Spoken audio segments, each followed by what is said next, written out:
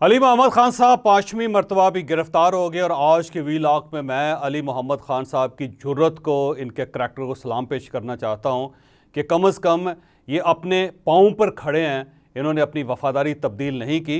हमें इनसे इख्तलाफ हो सकता है लेकिन जो इनका करैक्टर है उसकी तारीफ ना करना ज़्यादती है। हम आज के वीलॉग में थोड़ी सी डिटेल इसकी भी देंगे और इसके साथ साथ सुप्रीम कोर्ट ऑफ पाकिस्तान में कल पनामा लीक्स पे एक हियरिंग हुई जिसमें दो मोअज़्ज़ज़ जज साहबान ने कुछ रिमार्क्स दिए और वो रिमार्क्स बड़े शानदार हैं। उसमें जस्टिस तारक मसूद साहब का ये कहना था कि यूँ महसूस होता है कि पनामा सिर्फ एक ख़ानदान के लिए था। इसकी डिटेल भी हम आज के वीलॉग में शेयर करेंगे।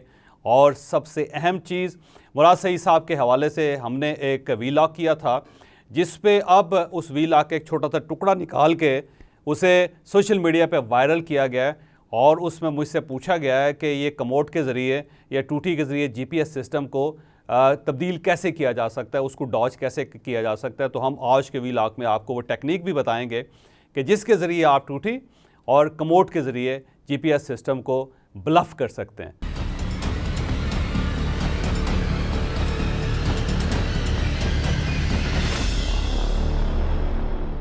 आज से चंद दिन पहले मुराद सईद साहब से रिलेटेड एक वीलॉग में जिक्र किया था कि मुराद सईद साहब अब बाथरूम में बैठ के टूटी खोल के या कमोड चला के गुफ्तगू करते हैं, ऑडियो कॉल करते हैं या फिर वो वीडियो रिकॉर्ड करते हैं और वो भिजवाते हैं और उससे उनकी पूरी कोशिश है कि उनकी जो लोकेशन है उसको ट्रेस ना किया जा सके। तो ये एक टुकड़ा हमारे वीलॉग का निकाल के पीटीआई का जो एक ख़ास करैक्टर है उसने इसको वायरल किया और बार बार मुझसे पूछ रहे हैं कि आपने ये जो नई साइंस दरियाफ़्त की है इसकी बैकग्राउंड क्या है। तो मैं चाहता हूं कि सबसे पहले तो उसके बारे में बता दिया जाए।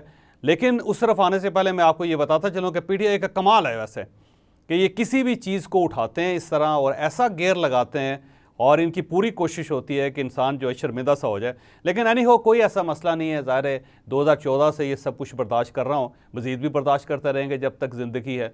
मेरा ख्याल ये है कि आप सब लोग थक जाएंगे, मैं नहीं थकूँगा।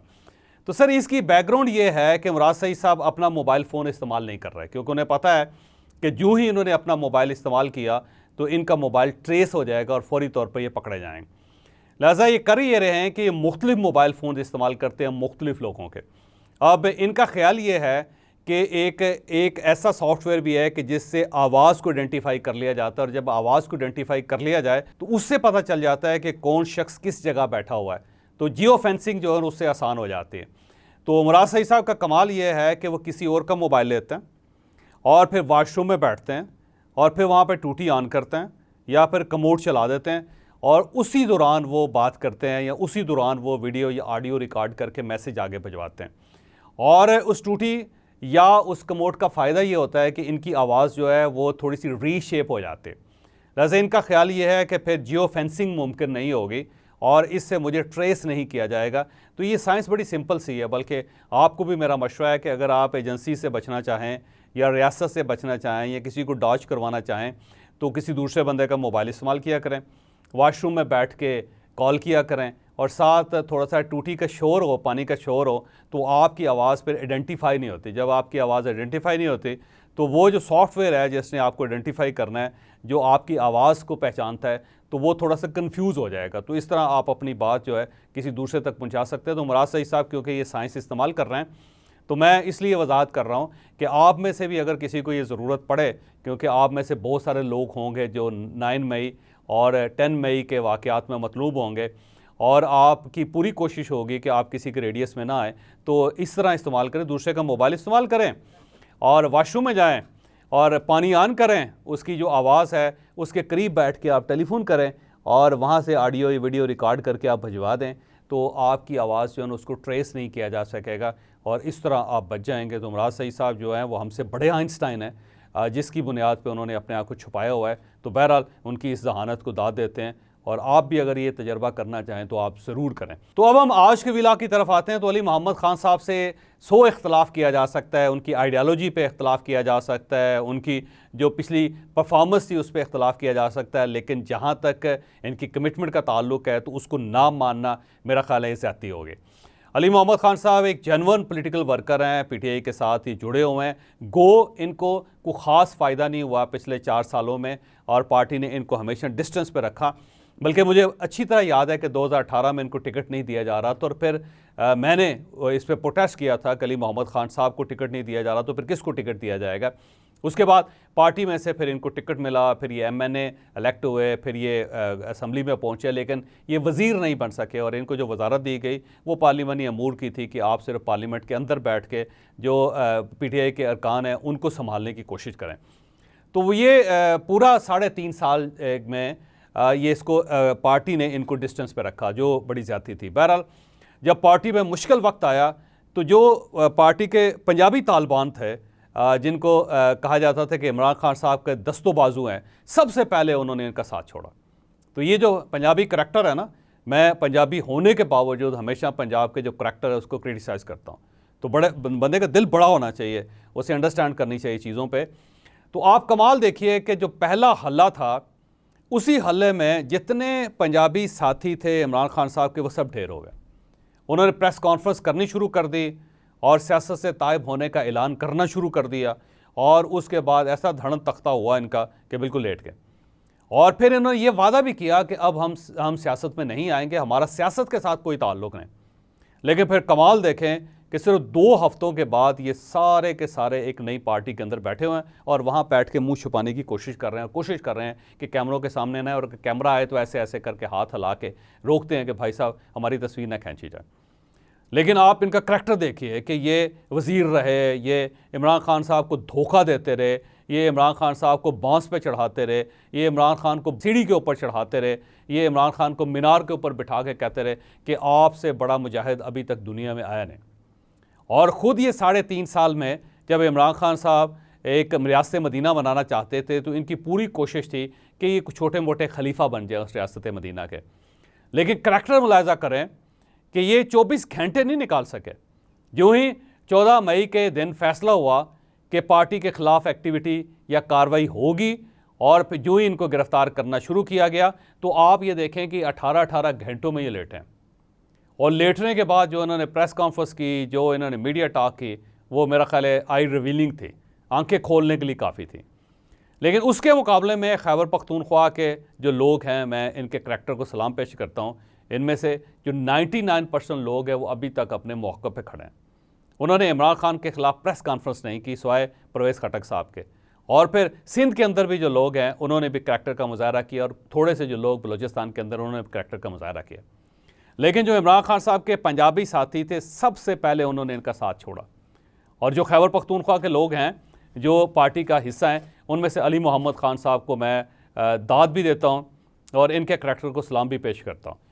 इसमें कोई शक नहीं कि एक मुश्किल वक्त है इस वक्त, लेकिन अली मोहम्मद खान 5वीं मरतबा गिरफ़्तार हुआ, लेकिन उसने अभी तक प्रेस कॉन्फ्रेंस नहीं की। तो मेरा ख्याल ये है कि अली मोहम्मद खान की मिसाल से दूसरे लोगों को सबक लेना चाहिए। देखें, हो सकता है आप गलती पे हों, लेकिन गलती पे भी करैक्टर का मुजाहरा करना ज़रूरी है। अगर आपने पार्टी छोड़नी है तो किसी अच्छे वक्त में छोड़ें। जब पार्टी के ऊपर बुरा वक्त आ गया है तो आप पार्टी को सलाम करके और गायब हो गए, और फिर आपने इमरान खान का टेलीफोन सुनना भी गवारा नहीं किया। अब इमरान खान साहब फ़ोन करते रहते हैं, इनका कोई फ़ोन नहीं सुनता। तो मैं इस एक जो बैड करैक्टर है इसको मैं हज़म करने के लिए तैयार नहीं। मुझे समझ नहीं आ रही कि इस पर क्या कहा जाए। कि आप देखें, आपने 24 घंटों में अपना रुख बदल लिया, अपना किबला ही तब्दील कर लिया, और वो लीडर जिसके ऊपर आप जान देना चाहते थे, जिसके लिए आप अपनी पलकें बिछाते थे, जिनके लिए आप ये कहते थे कि हम सड़क के ऊपर लेट जाते हैं, इमरान खान साहब ऊपर से गुजर जाएं, जिनको आप ये कहते थे कि पिछले कुछ 1300 साल के बाद आलम इस्लाम के अंदर एक बड़ा लीडर पैदा हुआ है और ये जो लीडर है इसके अंदर कैपेसिटी है कि ये पूरी दुनिया को लीड कर सके। और ये कहते थे कि जनाब जब ये डोनाल्ड ट्रंप से मिलने के लिए गए तो ऐसा महसूस होता था कि इमरान खान लीडर है और वो प्राइम मिनिस्टर है या प्रेसिडेंट है और वो एक छोटा सा मिनिस्टर है इनके सामने। और ये कहा जाता था कि खान साहब से ज़्यादा बेहतर पूरी दुनिया को कोई नहीं जानता, और हमेशा खान के नारे लगते थे और ख़ान के ऊपर जान निसार की जाती थी। लेकिन ये सारे दावे जो हैं सिर्फ 24 घंटे नहीं निकाल सके। लेकिन उसके मुकाबले में अली मोहम्मद खान जैसे लोग हैं जो अभी तक डटे हुए हैं, गो वो गलत डटे हुए हैं। मैं कहता हूँ कि गलत है, उनका मौक़िफ़ गलत है, क्योंकि इमरान खान साहब की जो तर्ज़ सियासत थी वो गलत थे और उसका नतीजा ये निकलना था। लेकिन इसके बावजूद जिस करैक्टर का ये मुजाहरा कर रहे हैं उसको तस्लीम ना करना ज़्यादती है। तो अली मोहम्मद खान साहब को मैं सलाम पेश करता हूँ। हो सकता है कुछ अर्से बाद ये पार्टी छोड़ दें, सियासत से तायब हो जाएँ, लेकिन चलें, कुछ ना कुछ रेजिस्टेंस का मुजाहरा तो किया इन्होंने। और मेरा ख्याल है बाकी तमाम लोग जो आमर कियानी साहब हैं, फिर इमरान इस्माइल साहब हैं, फिर अली जैदी साहब हैं, फिर इसी कमाश के बहुत सारे लोग हैं, मेरा ख्याल उन सब को अली मोहम्मद ख़ान को देख के शर्म करनी चाहिए।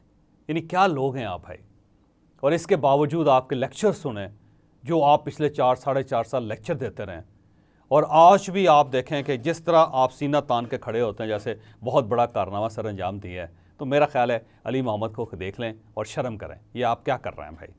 अगर सियासत से ताइब होना था तो ताइब हो जाते, छोड़ देते, घर में बैठ जाते, या मुल्क से बाहर चले जाते, या कि किताबें लिखते, किताबें पढ़ते, या कोई क्रिकेट खेलते। ये इतनी जल्दी आपको अपने लीडर को नहीं छोड़ना चाहिए था, और अगर छोड़ ही दिया था तो फिर इस तरह दूसरी पार्टी में नहीं जाना चाहिए था। ये एक ऐसा धब्बा है जो पूरी ज़िंदगी भी आप धोते रहे तो ये धोया नहीं जा सकेगा। तो अब हम पनामा केस की तरफ आते हैं। 2016 में पनामा पेपर्स लीक हुए थे और उन पेपर्स के अंदर ये इंकशाफ हुआ था कि पाकिस्तान की 436 शख्सियात ऐसी हैं जिन्होंने ऑफशोर कंपनीज बना रखी हैं और वो बाहर कारोबार कर रहे हैं, और वहाँ से इन्होंने ठीक ठाक पैसा कभी उस अकाउंट में, कभी उस अकाउंट में, कभी इस अकाउंट में डाल के ये मनी लॉन्ड्रिंग कर रहे हैं। और उन पेपर्स में शरीफ फैमिली का नाम भी आया था, और उसके बाद खासा शोर गोगा हुआ, फिर अदालतों के अंदर केस चले, फिर GIT बनी। वो एक तवील दास्तान है जिसका आप एनी शाहिद भी हैं, जिसको आप अच्छी तरह जानते भी हैं।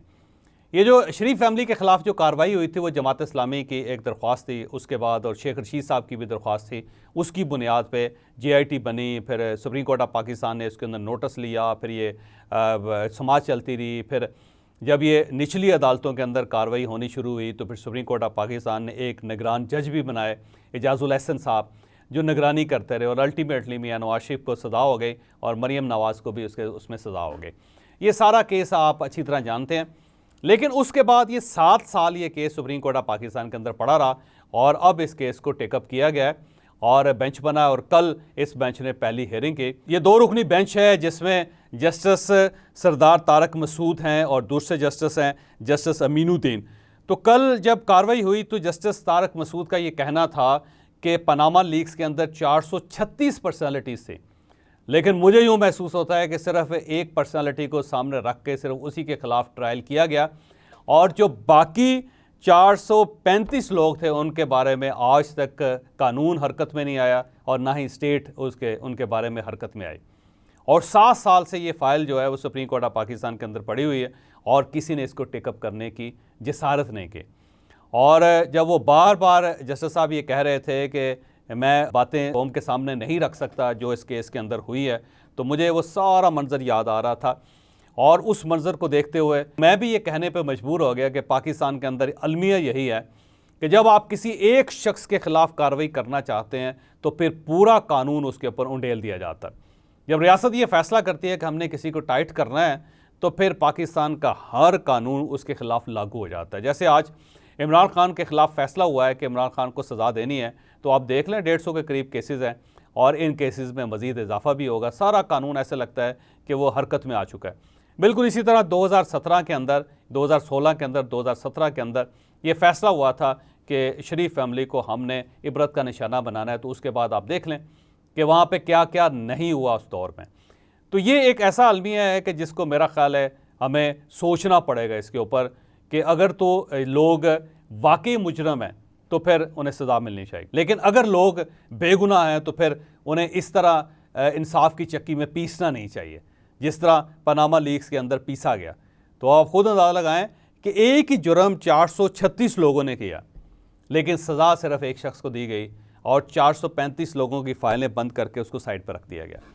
तो अगर आज मियां नवाज शरीफ को बाइज़्ज़त बरी कर दिया जाता है, या उनके केस को दोबारा सुन के नज़रसानी दरख्वास्त उनकी दायर हो जाती है, उसे कबूल कर लिया जाता है, या यही बेंच डिक्लेयर कर देता है कि मियां नवाज शरीफ के साथ ज़्यादती हुई थी और हमें इनसे माफ़ी मांगनी चाहिए, तो फिर सवाल ये है कि इनके जो 6, 7, 8 साल हमने ज़ाया कर दिए कौम के भी और इनके, उसका जवाब कौन देगा? और अगर वो केस वाकई ठीक था, अगर पनामा लीक्स वाकई बहुत बड़ी लीक्स थी, और अगर ऑफशोर कंपनीज बनाना वाकई जुर्म था, तो फिर ये 435 लोग जो बच गए हैं इनके खिलाफ कार्रवाई क्यों नहीं हुई? आखिर ये किन लोगों की डार्लिंग है कि हमने इनको छोड़ दिया और एक शख्स को हमने आइडेंटिफाई करके उसको हमने बाकायदा पीस के रख दिया, उसके 7-8 साल हमने ज़ाया कर दिए और उसके साथ साथ पूरी कौम के 7-8 साल ज़ाया कर दिए।